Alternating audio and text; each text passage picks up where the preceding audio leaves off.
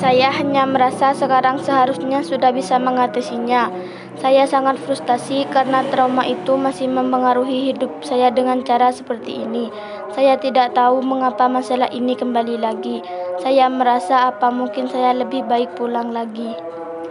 Anda merasa aman di sana? Pasti saya aman sekali, tidak merasa aman di sini. Di sini ada banyak hal yang mengingatkan tentang peristiwa itu. Dan saya sangat takut setiap saat saya bisa saja berpapasan dengannya lagi. Saya bisa melihat di mana yang membuat Anda merasa sangat kesulitan. Saya sangat tidak adil, bahkan tidak seorang pun bisa memahami. Bahkan saya tidak berhubungan dengan satu teman pun yang saya miliki tahun lalu.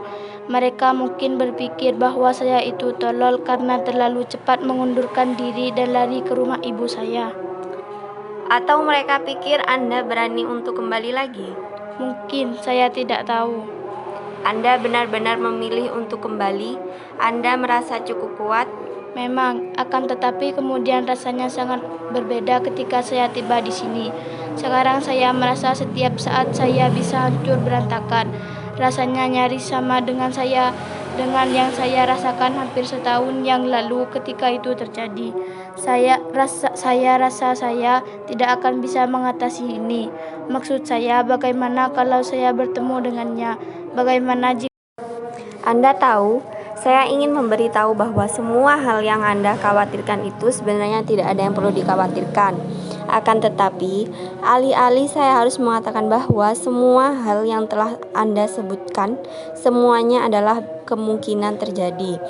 Anda memang bisa tanpa sengaja berpapasan dengannya di kampus atau ketika Anda sedang keluar rumah. Mungkin sebagian orang yang tidak mengerti seperti apa rasanya akan menghakimi Anda secara tidak syarat. Mungkin ada orang-orang yang berpikir bahwa laki-laki itu orang yang mengagumkan. Dengar pendapat pengadilan pada akhirnya akan terjadi dan Anda akan bertemu dengannya. Semuanya adalah kemungkinan, kalau bukan kepastian. Semuanya adalah situasi yang bisa Anda atasi. saya hanya tidak melihat bagaimana caranya.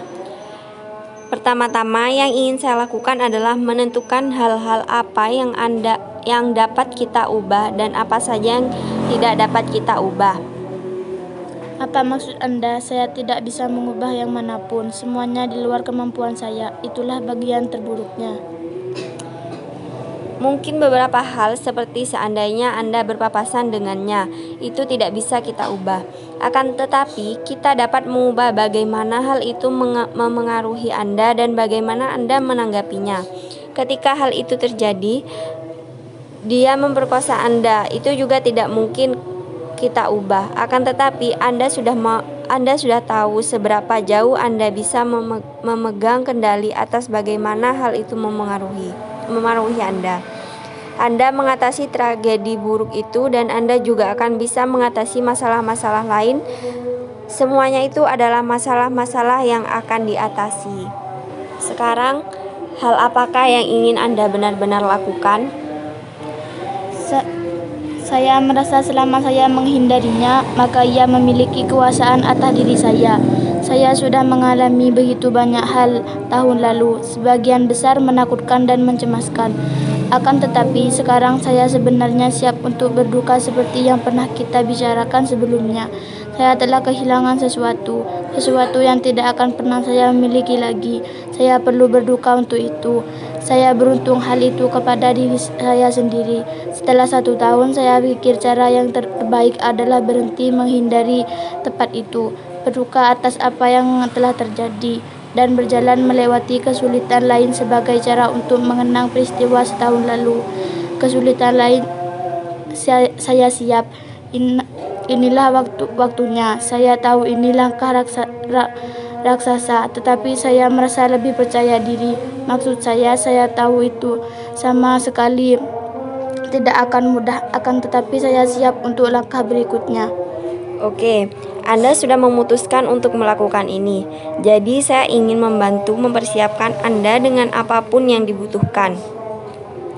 Untuk memastikan hasil yang sehat, Anda sudah bicara dengan ibu Anda? Iya, dan Ibu siap mendukung untuk apa yang akan terjadi nanti.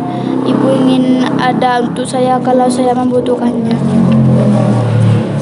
Oke, jadi hal yang akan kita lakukan hari ini adalah belajar dan berlatih relaksasi otot dan pernapasan dalam.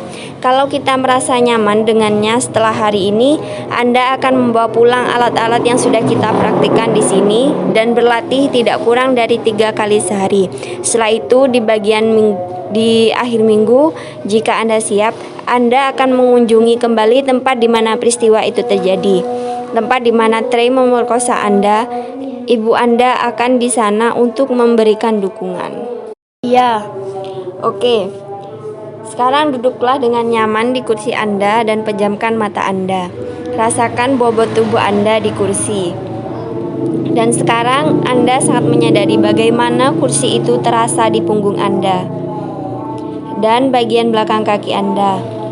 Anda ingin merapatkan jari-jari kaki Anda seerat-eratnya dan tahan seperti itu selama beberapa saat. Lalu lepaskan. Dan Anda sekarang ingin meregangkan lengkungan telapak kaki Anda dan tahan lagi seerat-eratnya.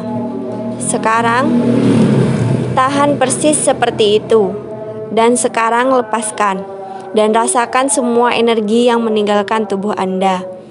Lalu regangkan otot betis Anda dan benar-benar fokuskan pada betis Anda dan kaki bagian bawah Anda dan ketegangan yang sekarang terasakan.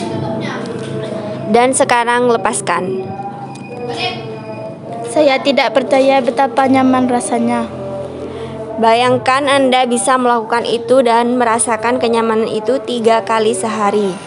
Ini semua ada di CD ini untuk Anda dengarkan dan kerjakan di rumah.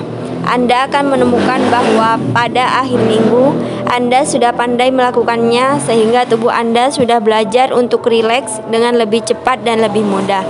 Itulah mengapa sangat penting untuk banyak berlatih sebelum saat itu tiba, ketika Anda benar-benar membutuhkannya.